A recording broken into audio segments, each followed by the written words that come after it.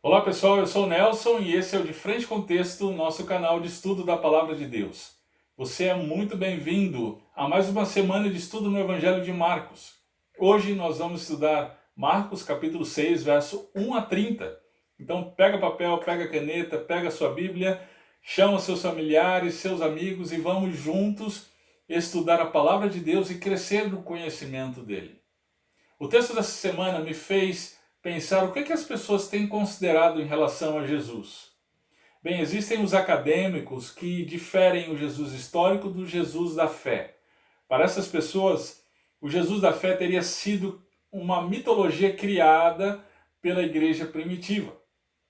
Já o Jesus da fé, nós não temos sequer evidências arqueológicas, históricas a respeito da existência dele. E aí então esses acadêmicos concebem Jesus, se é que ele existiu, de acordo com seus próprios pressupostos, né? Robert Elsman é um exemplo disso, da Universidade da Califórnia, que vai conceber Jesus como sendo aquele revolucionário. Bart Ehrman é um outro exemplo disso, da Universidade de Princeton. Ele vai conceber o Jesus como aquele profeta apocalíptico. Bem, a par dessa discussão acadêmica, tem aquelas pessoas que concebem Jesus como sendo uma espécie de santo milagreiro, né? Quando a gente tem então uma necessidade, seja ela enfermidade, seja em relação a finanças, então nós recorremos a esse santo milagreiro. Bem, e você? O que você pensa em relação a Jesus? Mas o que a palavra de Deus tem a dizer sobre Jesus? O que os evangelhos, o que Marcos tem a dizer sobre Jesus? Então vamos para o texto, vamos juntos ver o que a palavra de Deus tem a dizer sobre o verdadeiro Cristo. Vamos para de frente com o texto. Muito bem, três narrativas. Jesus é rejeitado em Nazaré, Jesus envia os seus apóstolos e a morte de João Batista. Como essas narrativas se relacionam? O que elas têm em comum? Vamos comigo, vamos ver o que o texto tem a nos dizer. Perceba que as narrativas estão postas logo após os eventos de milagres de Jesus. No capítulo 4, verso 35 ao capítulo 5, verso 43.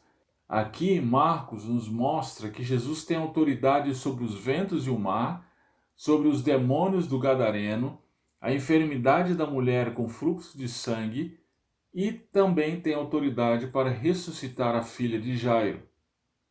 O que era de se esperar depois desses eventos miraculosos?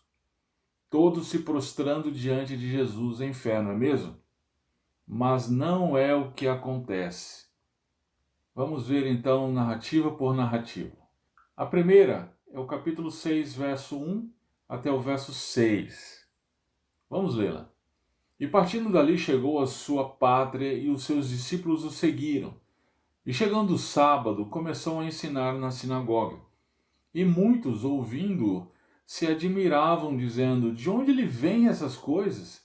E que sabedoria é essa que lhe foi dada? E como se fazem tais maravilhas por suas mãos? Não é esse o carpinteiro, filho de Maria, irmão de Tiago, de José, de Judas e de Simão? E não estão aqui conosco suas irmãs? E escandalizavam-se nele. E Jesus lhes dizia: Não há profeta sem honra, senão na sua pátria, entre os seus parentes e na sua casa.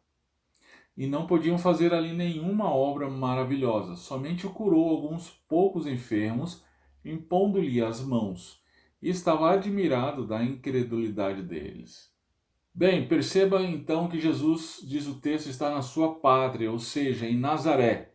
Jesus nasceu em Belém, mas foi criado em Nazaré. Por isso era conhecido como Jesus o Nazareno. Na ocasião, no sábado, na sinagoga, como de costume, Jesus então, ele, conforme o relato de Lucas capítulo 4, 17 em diante, ele lê o livro do profeta Isaías, né? Isaías capítulo 61, verso 1 e 2, que diz: O Espírito do Senhor está sobre mim, porque o Senhor me ungiu para pregar boas novas aos mansos, enviou-me a restaurar os contritos de coração, a proclamar liberdade aos cativos e abertura de prisão aos presos, e apregoar o ano aceitável do Senhor, e o dia da vingança do nosso Deus, a consolar todos os tristes. Perceba que nessa ocasião, então, aquelas pessoas que estão vendo os milagres de Jesus, estão ouvindo os ensinamentos de Jesus, eles então, conforme Marcos coloca aqui, eles fazem indagações. São 6 indagações que Marcos insere aqui no texto, né? Perceba que a indagação deles é pela origem da sabedoria e milagres de Jesus. Perceba que eles mencionam aqui o ofício de Jesus, né, como carpinteiro. E isso os escandalizava porque o ofício de carpinteiro ele não tinha a ver com um treinamento teológico formal, né, por parte de algum rabino famoso da época. Perceba que a indagação também diz respeito à família de Jesus. É mencionada aqui a mãe, os irmãos dele e as irmãs dele. Aquela mesma família que foi mencionada já anteriormente, né, conforme nós vimos. Ou seja, em outras palavras, Jesus não tinha nada de especial. Era de uma cidadezinha comum, tinha um trabalho comum, era de uma família comum. Logo, na mentalidade daquelas pessoas, ele não poderia ser o Filho de Deus prometido. Por isso diz o texto, escandalizavam-se nele. Vejamos então a resposta de Jesus. Jesus profere um provérbio. Não há profeta sem honra senão na sua pátria, entre os seus parentes e na sua casa. Aqui nos levanta uma questão. Se Jesus é Deus, por que aqui ele se coloca como profeta? Os muçulmanos estão corretos em dizer que Jesus é meramente um profeta e mais nada? Bem, Jesus, como Deus encarnado, ele assumiu 3 papéis: o rei, sacerdote e profeta. A respeito do seu papel como profeta, veja o Evangelho de João, capítulo 1, verso 21. Lá, as pessoas perguntam para João Batista se ele seria o profeta. Perceba o artigo definido. Eles aguardavam o cumprimento daquele que foi prometido desde Deuteronômio, capítulo 18, verso 15. O Senhor teu Deus levantará um profeta semelhante a mim do meio de ti, dentre teus irmãos. A ele ouvirás. Jesus, então, é esse profeta prometido. Como tal, ele traria a vontade de Deus para o povo.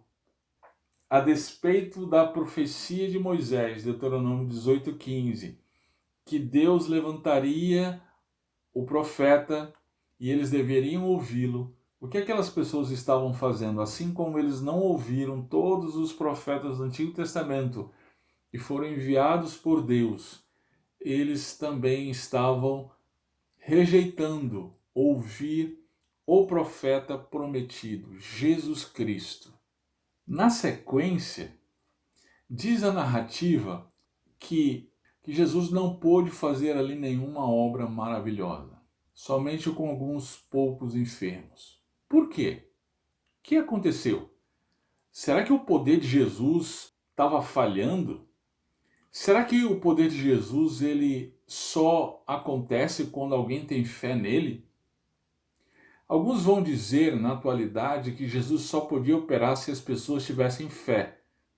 Jesus supostamente respeitava o livre-arbítrio de cada um. Então, hoje, a partir do que pensam essas pessoas, o milagre só acontece se a pessoa tiver fé. Será que é isso mesmo? Veja as narrativas anteriores a respeito dos milagres. As pessoas vão até Jesus em multidões. No capítulo 1, verso 32 e 33 de Marcos, Jesus estava em Cafarnaum e o texto diz que toda a cidade estava reunida à porta da casa e levaram-lhe todos os doentes e endemoniados. No capítulo 1, verso 40, o leproso foi até Jesus. No capítulo 2, os amigos do paralítico o levam até Jesus. No capítulo 3, verso 7 e seguinte, Jesus estava à beira-mar e uma grande multidão vinda da Galiléia foi até ele e ele curou a todos. No capítulo 5, verso 21, consta que em Cafarnaum uma grande multidão aglomerava-se ao redor dele, quando Jairo vai até ele para que curasse a filha, e no caminho uma mulher com fluxo de sangue vai até ele. Então perceba que as multidões vão a Jesus. Mas quando chegamos em Nazaré, o que é que acontece? Nada. Ninguém vai a Jesus para ser curado. Por quê? O texto diz que o povo de Nazaré estava incrédulo. Isso não significa que o poder de Jesus só era ativado pela fé das pessoas. Que fé Lázaro teve para ser ressuscitado? Então, a falta de milagres em Nazaré é explicada pela falta de pessoas indo a Jesus para ser curadas. E isso por conta da sua incredulidade. É isso que Marcos está nos levando a ver. A rejeição a Jesus provoca o juízo de Deus. Aquelas pessoas deixaram de experimentar o sinal de que o Messias estava entre elas, porque elas eram incrédulas. Na sequência, é exatamente isso que Marcos comenta em relação àquelas pessoas. Jesus ficou admirado da incredulidade deles. Perceba como Marcos coloca as palavras aqui. No início, os nazarenos estão admirados com Jesus. Veja que a conotação da palavra admirados é negativa. Agora Jesus fica admirado também com a incredulidade deles. A rejeição dos nazarenos a Jesus provoca a rejeição dele em relação aos nazarenos. Como isso é diferente da teologia de muitos hoje, não é mesmo? Algumas pessoas concebem Jesus como aquele que, a despeito de nossa constante rejeição a ele está implorando a nossa porta que o receba. Isso deve nos fazer rever nosso evangelismo, não é mesmo, irmãos? Somos portadores da mensagem do Rei, precisamos ter isso em mente, e não vendedores de um produto. Aqueles que rejeitam a oferta de perdão do Rei serão rejeitados por ele. É isso que Jesus vai ensinar na narrativa seguinte. Vamos ver.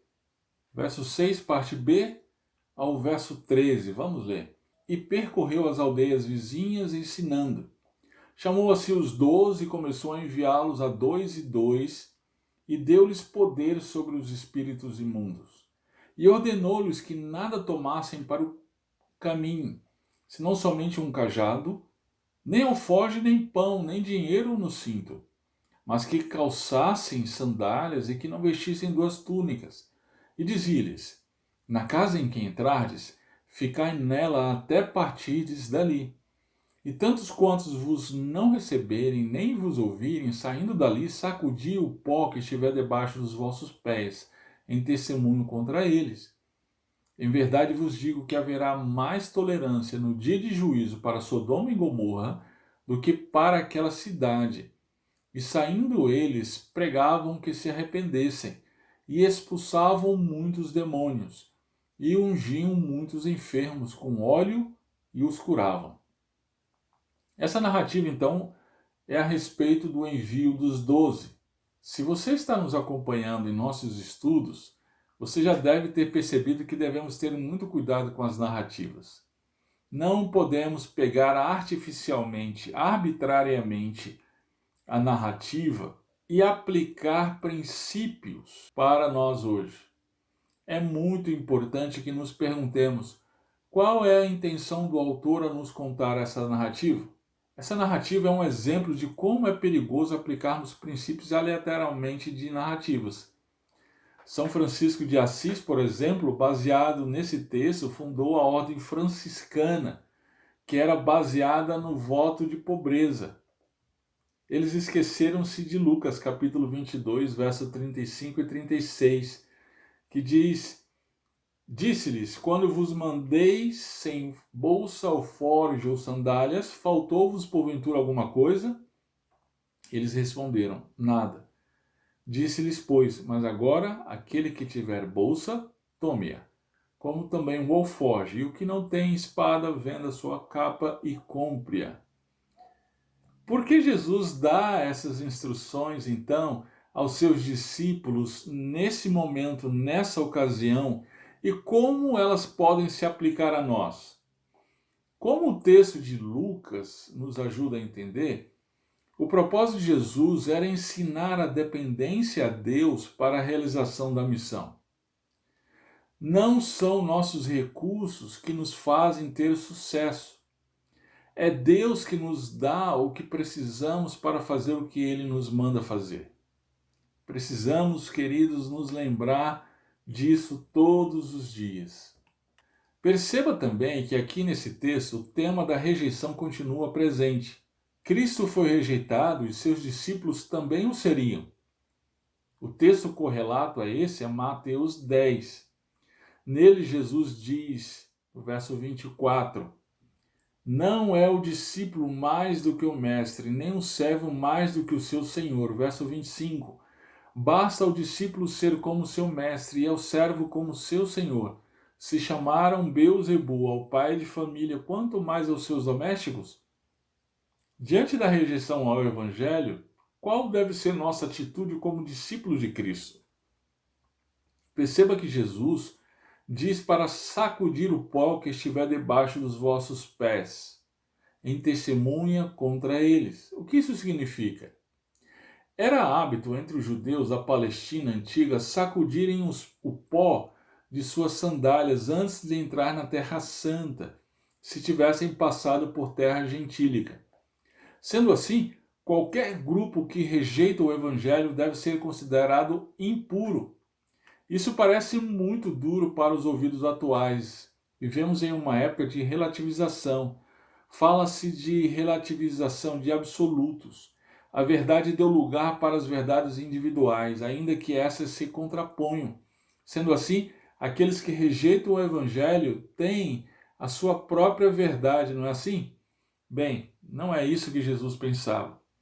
Nem seus discípulos, inclusive Paulo e Barnabé, que fizeram exatamente isso que Jesus mandou fazer na ocasião em que estavam em Antioquia da Pisídia, conforme relatado por Lucas em Atos 13, versos 50 e 51. Novamente, isso deve nos fazer pensar a respeito de nossa postura como portadores da mensagem do reino. Devemos ser mansos e humildes como um mestre, mas ao mesmo tempo devemos nos lembrar que somos embaixadores do reino e não mendigos suplicando por um pouco de atenção.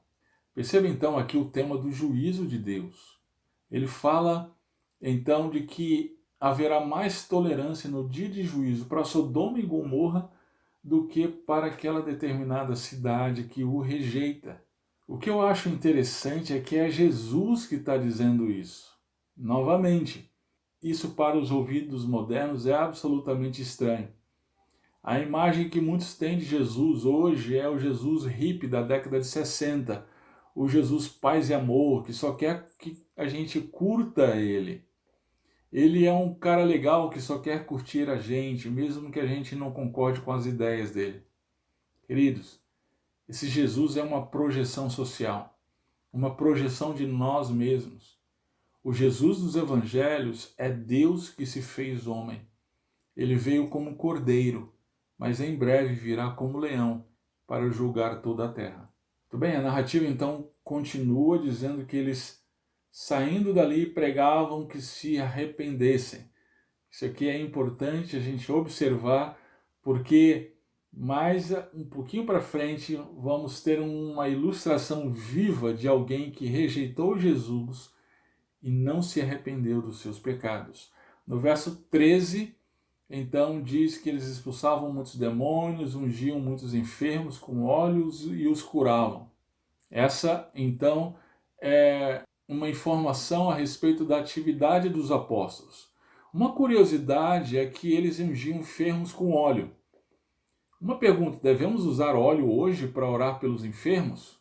Tem muita gente fazendo essa prática ao ler essa narrativa. Cuidado, mais uma vez, cuidado com as narrativas, cuidado como nós interpretamos as narrativas, como nós praticamos coisas baseadas em narrativas.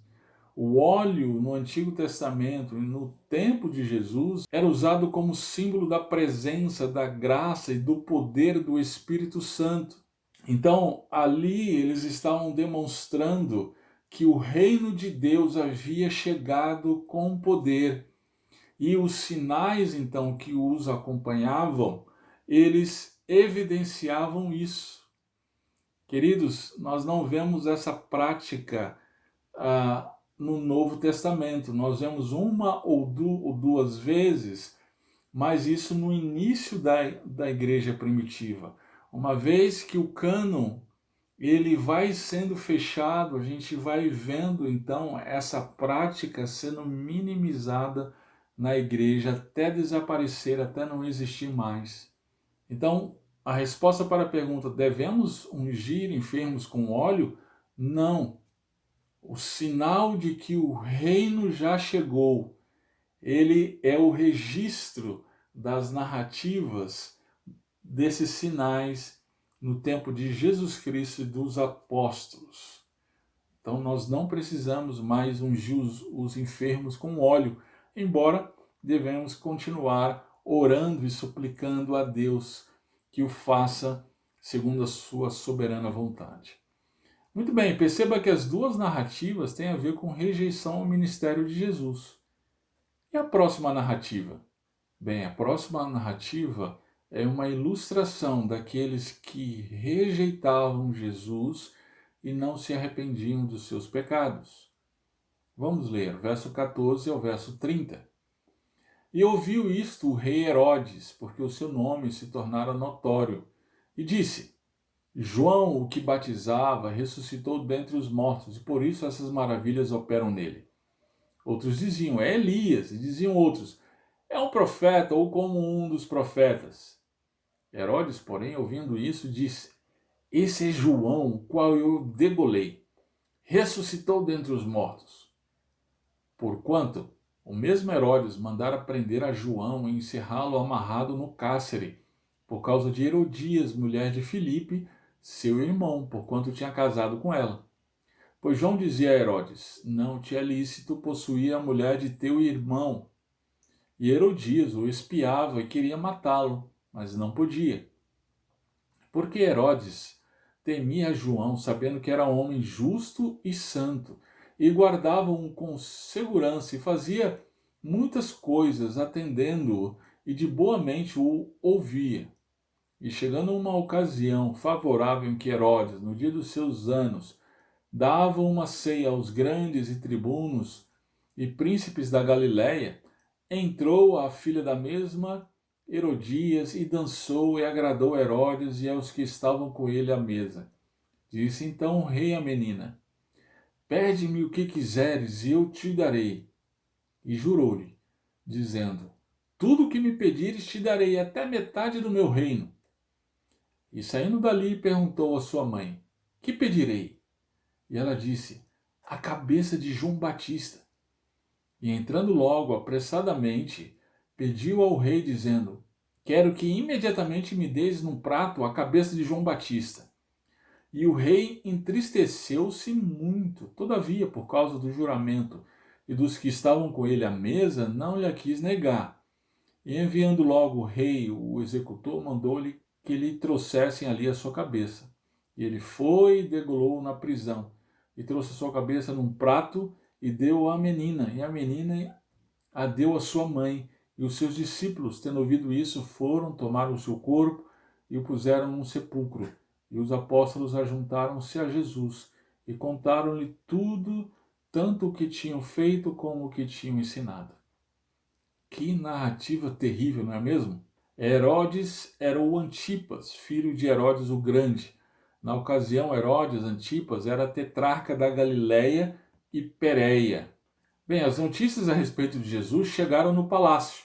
Cada um dava sua própria explicação a respeito de quem era Jesus. Uns diziam que era Elias, outros diziam que era profeta, assim como hoje, não é mesmo? Cada um tem sua própria opinião a respeito de quem é Jesus. Uns dizem que ele foi um bom mestre, outros um profeta, outros que ele nem sequer existiu. Herodes tinha sua própria tese a respeito. E essa tese era baseada nos seus pressupostos, nos seus preconceitos, a partir de sua experiência pecaminosa. Era João Batista, segundo Herodes, que ele tinha assassinado e que havia então ressuscitado. Isso me chama a atenção para o fato de que os pressupostos de Herodes o fizeram interpretar Jesus desse jeito. Não é assim que acontece hoje. Existe o Jesus gay, o Jesus afro, o Jesus branco, o Jesus coaching. São meras interpretações baseadas em pressupostos culturais. Aqui então Marcos destina um bom espaço para explicar a origem dessa tese translocada de Herodes. Vamos ver. Do verso 17 até o verso 30, Marcos nos informa que João Batista morreu porque em seu ofício de profeta denunciou publicamente o pecado de Herodes, que possuiu a mulher de seu próprio irmão. Talvez a avaliação do ministério de João Batista por parte de algumas pessoas, influenciadas pela forma de pensar contemporânea, seja que ele foi um completo fracasso. João Batista morreu porque foi inflexível. Poderia ter dialogado mais, ter mais jogo de cintura. Não precisava concordar, mas poderia ter guardado para si suas próprias opiniões, ser mais tolerante. Não é assim que se diz? Para esses que têm essa mentalidade, o ministério de sucesso é aquele que é, entre aspas, relevante para a comunidade que está inserido e numericamente crescente, especialmente em grandes centros econômicos urbanos. É aquele que é laureado pelas lideranças civis locais, disputado pelas grandes editoras, onipresente nos púlpitos dos congressos e especialmente jamais toca em temas polêmicos ou tidos como tabus. Afinal, precisa de trânsito entre os diversos segmentos, não é? Entretanto, essa não foi a avaliação que Jesus fez do ministério de João Batista, conforme vemos em Mateus 11. Jesus disse que ele era um profeta, mas o profeta que havia sido profetizado no Antigo Testamento, em Malaquias 3:1. Jesus disse também que João Batista, até a ocasião do advento do reino, era o maior entre os nascidos de mulher. Depois ainda afirmou que João era aquele que veio conforme a profecia a respeito de Elias, conforme Mateus 11:14. Incrível, a avaliação que Jesus fez a respeito de João Batista foi diametralmente contrária a muitas avaliações ministeriais feitas em nossos dias. Por quê? O ponto é, João Batista cumpriu o que Deus o havia incumbido para fazer. Então, o seu ministério foi de grande sucesso. Quanto a Herodes, ele é citado aqui em Marcos porque ele ilustra muito bem aqueles que rejeitam a Cristo por causa de seus preconceitos e amor ao pecado. Lembre-se que Jesus, ele é o Rei do Reino, que veio então pregando a mensagem do reino. Qual é a mensagem do reino? Arrependei-vos e crede no Evangelho. Essa é a mensagem do reino. E aqui nós vemos três narrativas em que nós vemos pessoas então rejeitando o rei, rejeitando a Cristo por conta de sua incredulidade e por isso então não se arrependendo dos seus pecados. Três narrativas. Jesus é rejeitado em Nazaré. Jesus envia os seus apóstolos e a morte de João Batista. Então eu comecei o estudo de hoje perguntando qual é a relação dessas três narrativas. O que elas têm em comum? Agora a gente pode responder essa pergunta. Todas elas mencionam a rejeição. O povo de Nazaré rejeitou a Cristo. Os apóstolos foram instruídos a respeito daqueles que iriam rejeitar a mensagem. E por fim Herodes, que rejeitou a Cristo por conta do seu próprio pecado. Essa rejeição não é neutra, não é do tipo da atualidade. Eu não concordo com você, mas acho você um cara legal. Não, a rejeição a Jesus nasce da incredulidade da falta de fé consciente e voluntária em não confiar no que Jesus diz a respeito de si mesmo. As narrativas anteriores e essas ilustram a parábola do semeador. Pessoas que o abraçam em fé e outros que o rejeitam. Assim acontece em nossos dias, irmãos. Olha, eu fico de cabelo em pé, os poucos que ainda me restam, quando eu vejo campanhas ufanistas do tipo: vamos ganhar o Brasil para Cristo. Irmãos, isso não é bíblico. Não é o que diz nenhuma parte das Escrituras. As Escrituras, o tempo inteiro, elas nos mostram que existe o povo de Deus, mas também existe aqueles que rejeitam o Rei do Reino. E essa rejeição, que tem como fonte geradora a incredulidade, não ficará impune. Ela receberá o juízo de Deus. Assim como nós vimos na ocasião em que Jesus estava em Nazaré e as pessoas rejeitaram a Cristo e por isso não viram milagres, assim como Jesus disse aos seus apóstolos na ocasião do envio, em que as pessoas a não se arrependerem e rejeitarem a mensagem, elas receberiam um juízo ainda maior. E assim como nós vemos na narrativa de Herodes, em que, por amor ao seu próprio pecado, ele rejeita o rei do reino de Deus. Muito bem, então a mensagem central dessas três narrativas é essa: Jesus é rejeitado pelos incrédulos e por aqueles que não se arrependem, sendo assim recebem o juízo de Deus. Vamos pensar em algumas coisas para nós relacionadas a essa mensagem. Muito bem, essas narrativas devem nos fazer pensar em algumas coisas. Em primeiro lugar, quais têm sido os nossos preconceitos em relação a Jesus?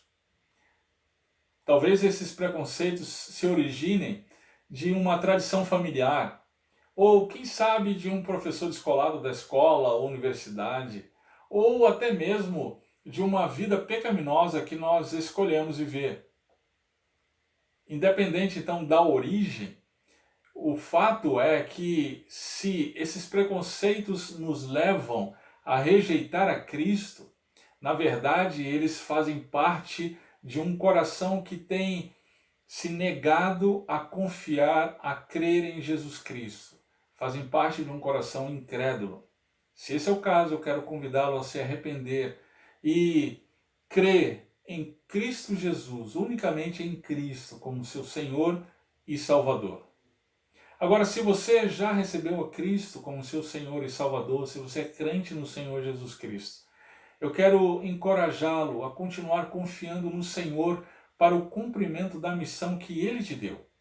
Seja como pastor, seja como pai de família, talvez você seja, minha irmã, uma mãe, não importa.